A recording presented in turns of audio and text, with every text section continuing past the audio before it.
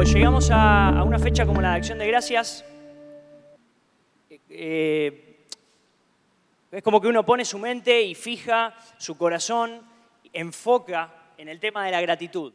Y yo quería esta mañana rapidito poder repasar juntos 2 riesgos que tenemos que tener presente y que tenemos que administrar a la hora de acercarnos a una fecha como la de Acción de Gracias. El primer riesgo es, corremos el riesgo de vivir Acción de Gracias como un evento o como un programa. Y el segundo riesgo que corremos es que corremos el riesgo de quedarnos en los motivos de agradecimiento superficiales y no avanzar.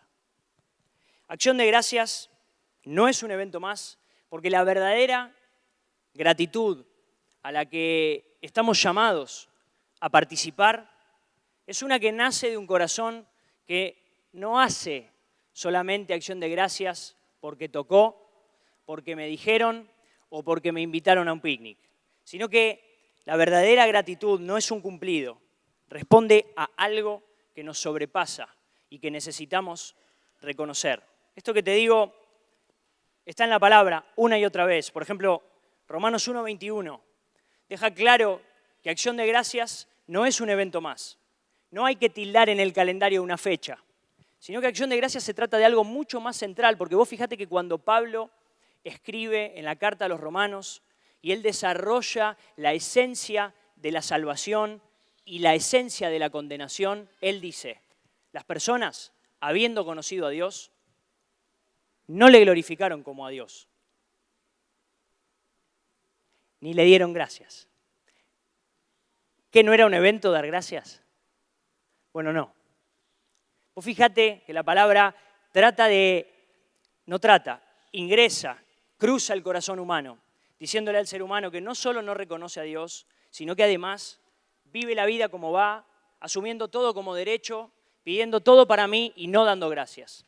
No dando gracias al Creador, no dando gracias con aquellos con los que convive. Por eso te decía que la palabra una y otra vez nos ayuda y nos enseña a recordar que Acción de Gracias no es el domingo que viene porque tocó.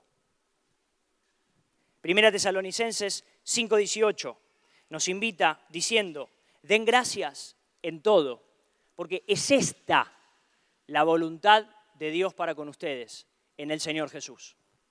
Nos ayuda a entender que se trata de mantenernos en una constante acción de gracias momento tras momento. ¿Cuántos años tenés? ¿14? Acción de gracias momento tras momento. ¿Cuántos años tenés? ¿35? Acción de gracias momento tras momento. ¿Cuántos años tenés? ¿78? Pregunta el texto de la palabra, ¿cuántos años tenés?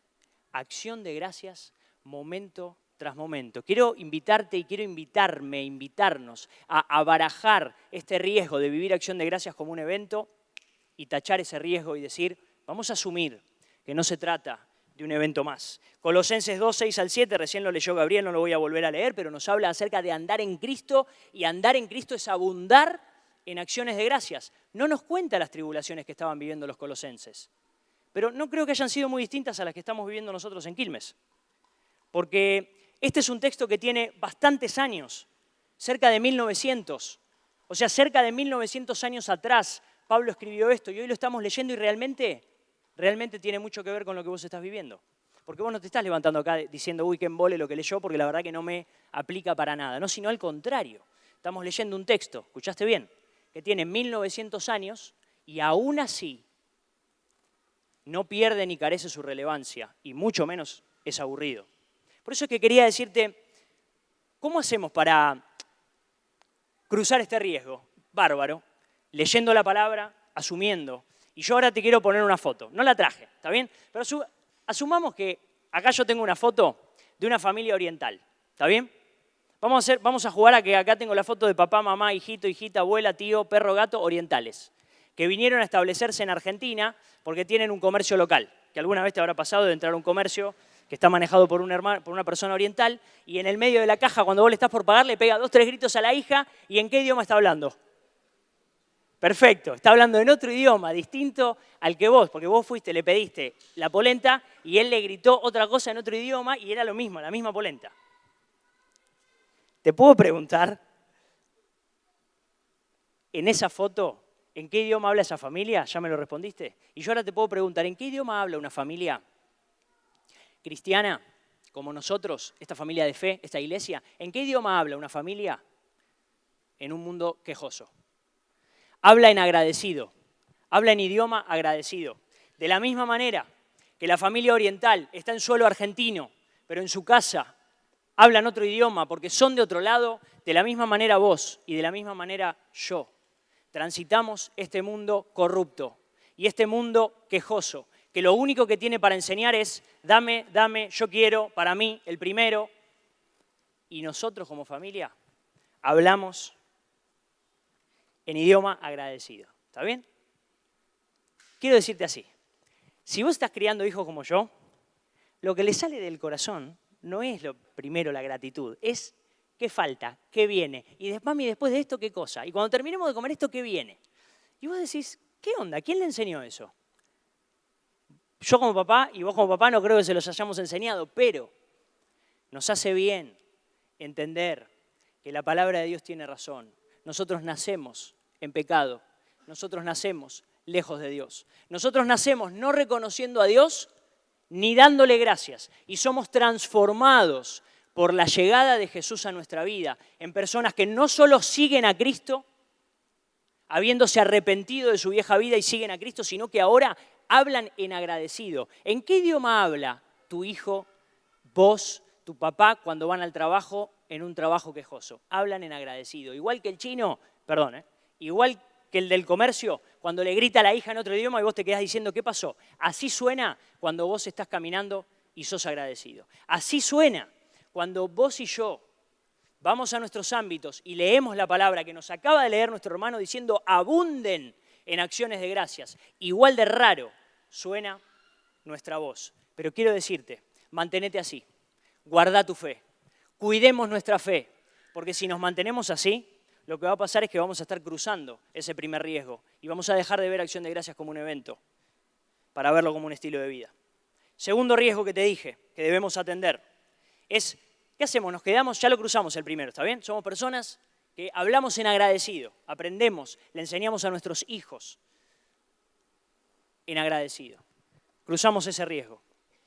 ¿De qué vamos a agradecer? ¿De temas superficiales? ¿O vamos a dedicarnos a indagar los temas profundos que el Señor tiene para nosotros en nuestra vida cristiana? Acción de gracias, el fin de semana que viene, puede ser para vos la pava eléctrica que te pudiste comprar. Para un papá puede ser el par de zapatillas que pudo comprarle a su hijo. Acá hay 2, 3 mamás que van a decir, no, yo la verdad que acción de gracias para mí es poner a mi nena punta en blanco, traerla acá con los moñitos, que las cosas, y está bien, y somos agradecidos al Señor, y el Señor nos provee.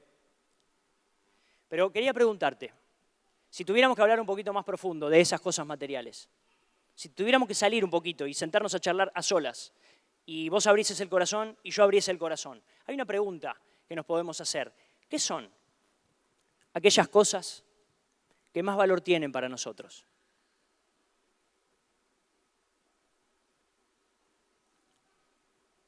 ¿15 segundos? ¿Querés pensar? ¿Qué son aquellas cosas que más valor tienen para vos?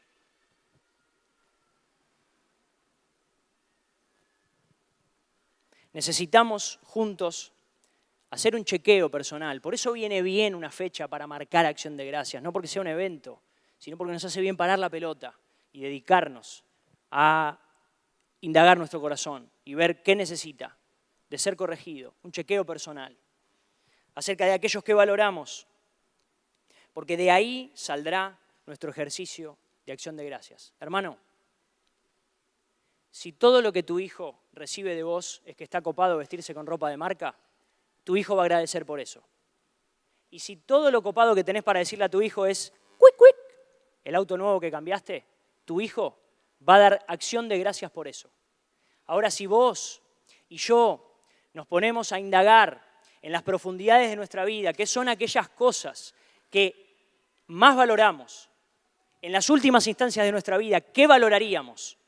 Si tuviéramos riesgo de vida ahora, porque nos quedasen pocas horas, ¿qué estaríamos valorando? De esa pregunta va a salir una acción de gracias mucho más pura, mucho más genuina, mucho más imitadora de Jesús. ¿Qué significa la palabra valor? La palabra valor significa alcance de significación o alcance de la importancia que le doy a algo. La palabra valor significa dinero o equivalente que yo pagaría por conseguir una cosa. ¿Sí? Yo estoy tratando de que nosotros ingresemos a lo valioso y a lo preciado de la palabra. Por eso te cambio la pregunta y te pregunto, ¿qué son aquellas cosas más preciadas para vos?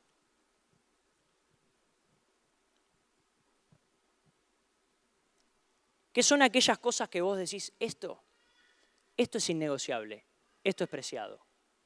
Esto, si tengo que poner uno u otro, esto se queda. ¿Qué cosas son aquellas que son preciadas para vos? Preciado, igual, precioso. Es algo excelente, digno de estimación y aprecio, de mucho valor. ¿Podés pensar? ¿Sí? ¿Va? ¿Pensaste? Espectacular. Porque en este momento estamos preparadísimos para abrir la palabra y para que vos puedas y yo pueda llegar con lo que nuestra vida destila, llegar al Señor y pedirle que nos transforme. Porque lo valioso, si acá estuviéramos hablando con un preadolescente, le podríamos decir, ¿qué es lo valioso para vos? Y el preadolescente va a decir, no sé, porque no se me ocurre. Y después le vamos a preguntar, bueno, vamos a una cosa, ¿en qué dedicas tu tiempo? Y ahí va a salir lo que es preciado, ahí va a salir lo que es valioso. Lo mismo te digo a vos y lo mismo me digo a mí. Si estuviéramos hablando entre adultos y dijéramos, ¿qué es lo preciado para vos? Y vos vas a decirme, bueno, no, lo que pasa es que lo preciado para mí es tal, y después nos terminamos preguntando, bueno, ¿en qué estás invirtiendo tu tiempo? Y ahí va a salir realmente lo que es preciado para nosotros. Nuestro vocabulario en casa, la manera en que le enseñamos a nuestros hijos. Todo eso, ahí sale la verdadera, lo que le damos el verdadero valor. Y es necesario llegar con nuestro corazón, con ese corazón, al Señor, para que Él pueda transformarnos y para que Él pueda en esta mañana darnos de su palabra y podamos valorar profundamente cosas que están en la palabra. Vos sabés que quiero cerrar leyéndote dos textos de dos hermanos nuestros que fueron primeros seguidores del Señor Jesús.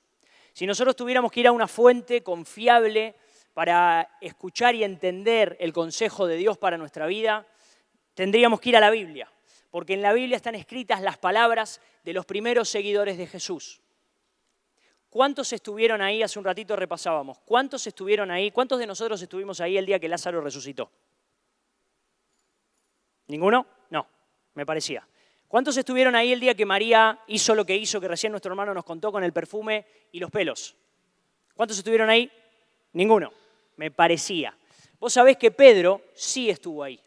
Pedro, que vamos a leer ahora del texto de la Biblia, y también te cuento esto, si vos estás llegando hace poco a la iglesia o hace poco a la fe, estás decidiendo explorar la fe cristiana, quiero contarte que nosotros nos basamos en este libro que es la Biblia. La Biblia no es un libro que se armó pensado en el siglo XXI para convencernos de nada, sino que la Biblia es un compendio de documentos de personas que estuvieron históricamente ligadas a la presencia de Dios y a su Hijo Jesucristo. Por eso cuando escriben, tienen una opinión muy buena para dar, mucho más importante que la que yo tengo para dar, y mucho más importante que la que vos tenés para dar, porque vos no estuviste el día que Lázaro resucitó.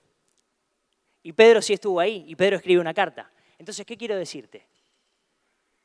Vamos a valorar y vamos a apreciar que hubo hermanos testigos que nos dejaron una línea, que nos dejaron una guía acerca de cómo vamos a dar acciones de gracias a Dios por nuestra fe.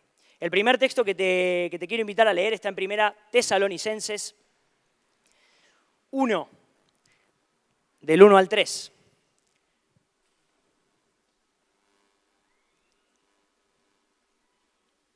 Y dice así 1 Tesalonicenses 1, del 1 al 3. Escribimos, Pablo, Silvano y Timoteo.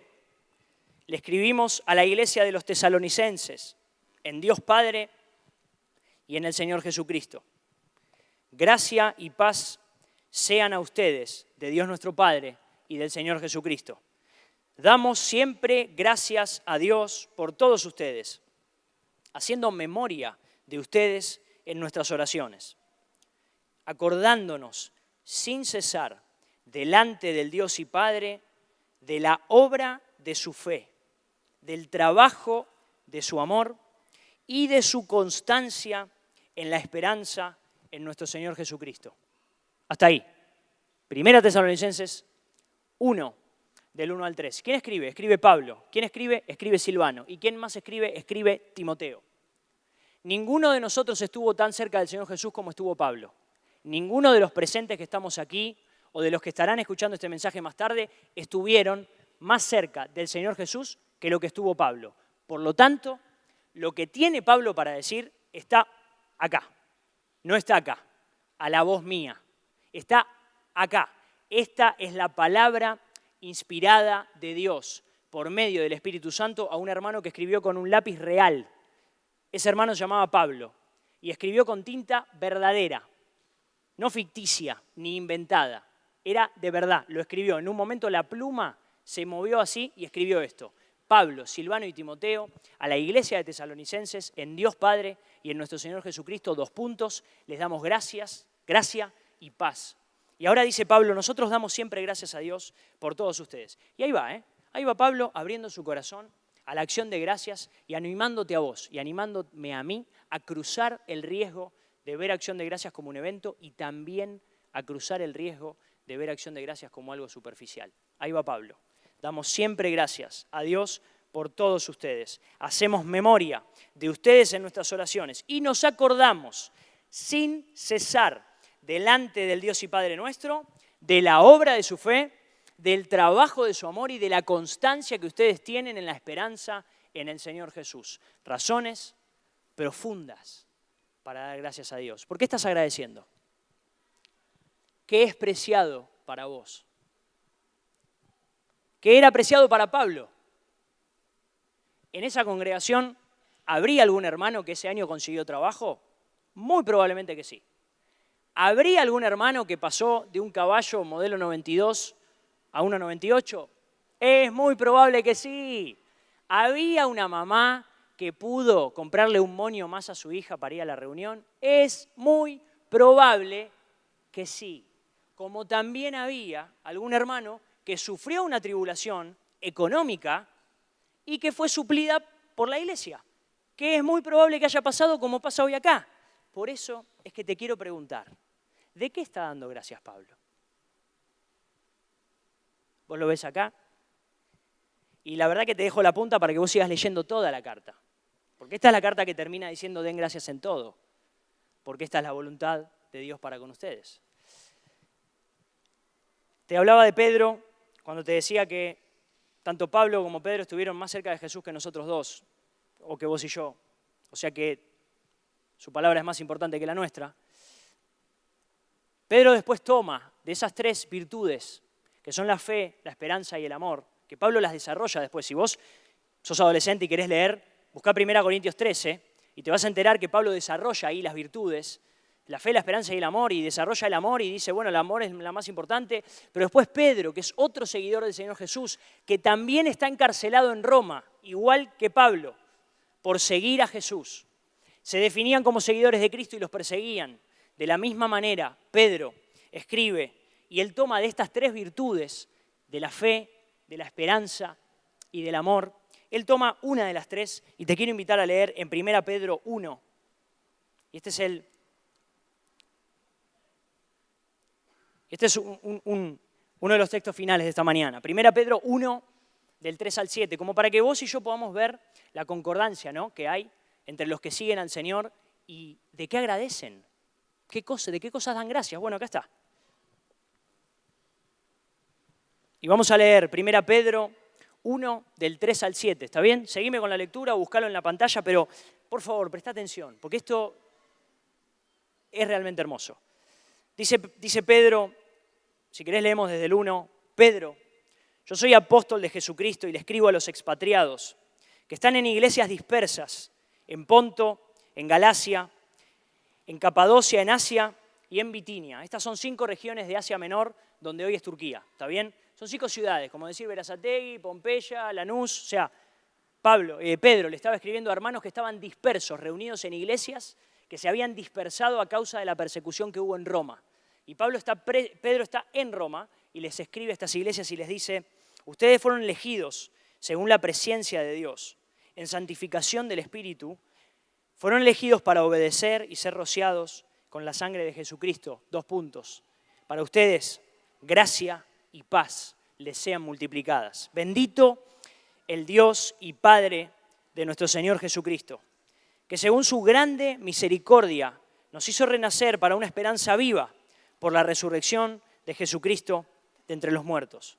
Nos hizo renacer para una herencia incorruptible, incontaminada e inmarcesible, reservada en los cielos para ustedes, que son guardados por el poder de Dios mediante la fe, para alcanzar la salvación que está preparada para ser manifestada en el tiempo postrero, en lo cual ustedes hoy se alegran, aunque ahora por un poco de tiempo, si es necesario, tengan que ser afligidos en diversas pruebas, para que sometida a prueba su fe, que es mucho más preciosa que el oro, el cual aunque perecedero, se prueba con fuego, esa fe sea hallada en alabanza, en gloria y en honra, cuando sea manifestado Jesucristo. Hasta acá leemos. Y este es Pedro, enseñándonos a vos y a mí. Este es Pedro, que estuvo ahí ese día que Lázaro resucitó. Este es Pedro, que estuvo ahí cuando a Jesús le lavaron los pies, con ese perfume, con esa ofrenda sacrificial. Y Pedro lo vio al Señor Jesús manejar la situación. Y el Señor Jesús dejó que corriera la situación. Y este es Pedro, escribiéndote y escribiéndome a mí, que estamos en una iglesia de la dispersión. No estamos en Turquía, donde todo arrancó. No estamos en Roma. No estamos en Jerusalén. Nosotros somos comparables a una iglesia en la dispersión, porque el Evangelio ha llegado hasta nuestros días por esa dispersión.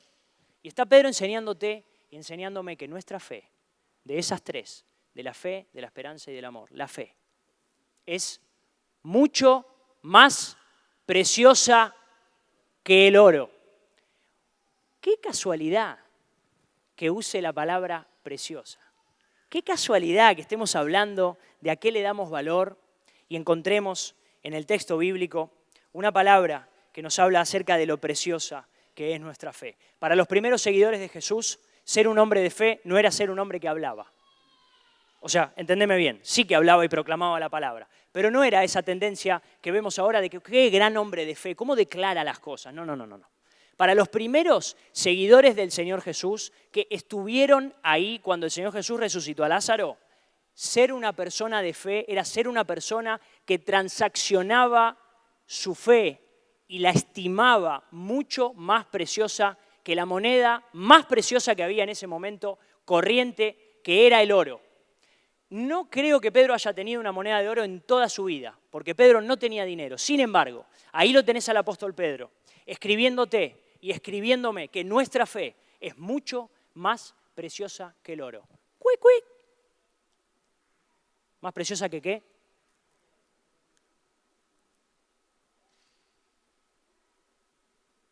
¿Las zapatillas de tu nene? ¿Que cambiar el iPhone? ¿Mucho más preciosa que qué? Acción de gracias para un seguidor de Jesús encarcelado era estar encarcelado a causa de su fe. Y te quiero preguntar, hermano, ¿cuánto vale tu fe? Me encantaría preguntarte y me encantaría que me preguntes, ¿cuánto vale la razón más profunda de nuestra gratitud en este día de hoy?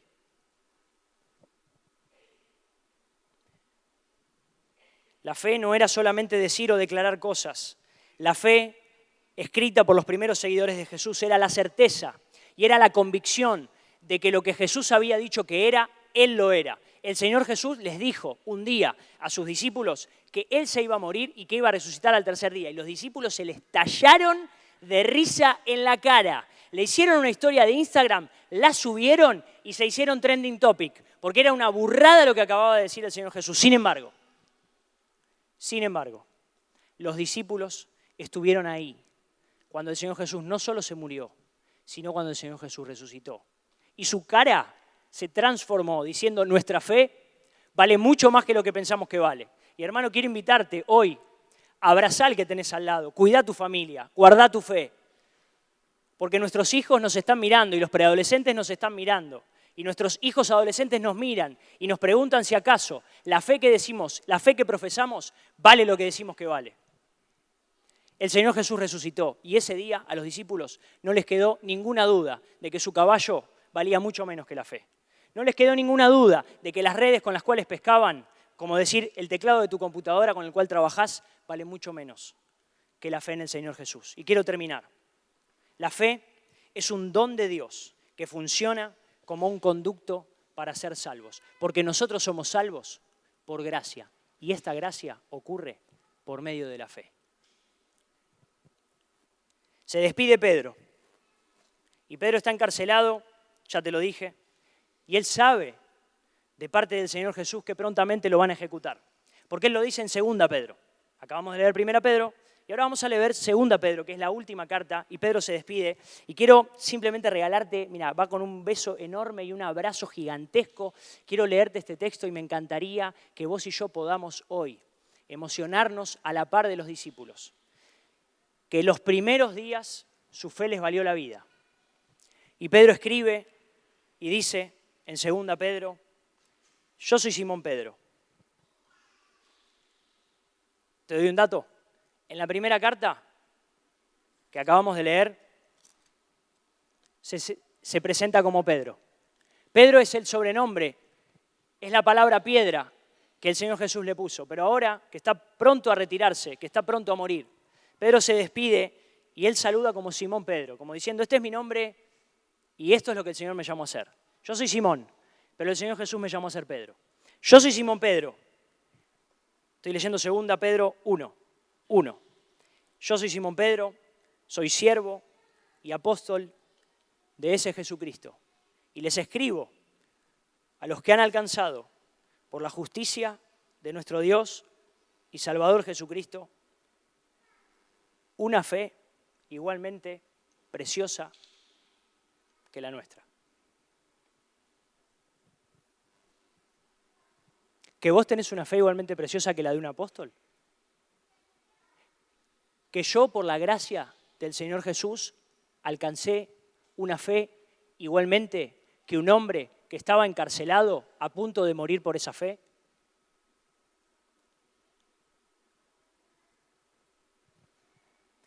Me encantaría que juntos podamos amarrearnos y darle gracias al Señor por lo profunda que es la fe cristiana.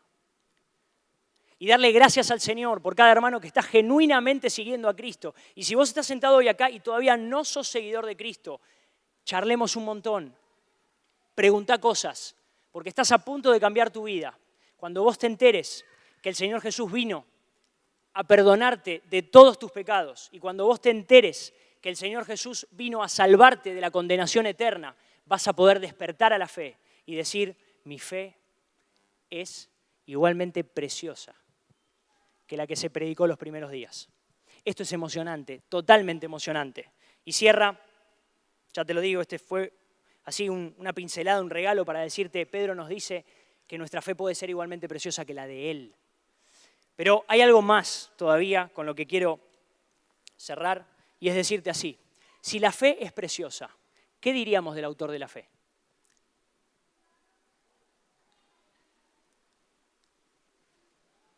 Si la fe que estamos predicando, si la fe que le tratamos de transmitir a nuestros hijos vale nuestro domingo, vale nuestro lunes, vale nuestra semana, si la fe que estamos predicándole a nuestros hijos vale nuestro estilo de vida, si es igualmente preciosa que la que se predicó los primeros días, ¿qué podemos decir del autor de la fe? Jesucristo es el autor de la fe. Eso lo dice Hebreos 11 y 12, cuando se desarrolla qué es la fe. Lo puedes buscar en tu casa, es tarde, ya nos vamos a ir. Jesucristo es el autor de la fe. Y Pedro está cerrando su carta y escribe en 2, versículo 7, no lo busques, yo te lo leo, dice, para ustedes, los que creen y los que tienen una fe depositada en la persona del Señor Jesús, Él ciertamente es precioso. Y en esta mañana quiero preguntarte de vuelta, ¿qué son aquellas cosas más preciadas en tu vida? Y déjame preguntarte otra vez, ¿en qué idioma estás hablando? hermano, ¿en qué idioma estás hablando? Me preguntás a mí, ¿en qué idioma estamos hablando? Quiero invitarte a una acción de gracias continua. Quiero decirte que nos invitemos mutuamente a participar de una fe igualmente preciosa que la de los primeros seguidores de Jesús y que descubriendo esa fe podamos darnos cuenta que en realidad el que es precioso, más que todas las cosas, es el Señor Jesús. Y que el Señor bendiga, afirme su palabra en tu corazón, afirme su palabra en mi corazón y juntos podamos ser testigos de esta fe que a unas personas les valió la vida y a nosotros no sé qué nos puede valer. Pero me encantaría que pasen los años y que nos encontremos adelante en 10, 15 años, 25, 35, despidiendo hermanos y criando hijos, diciendo en Quilmes, el tránsito de mi fe, mi profesión de fe, vale también hasta mi vida. Quiero darte un minuto para que puedas cerrar y para que puedas orar. Y encontrarte con este Señor Jesús que es precioso y que te llamó a salir del pecado, te perdonó y te llamó a seguirlo en una fe preciosa.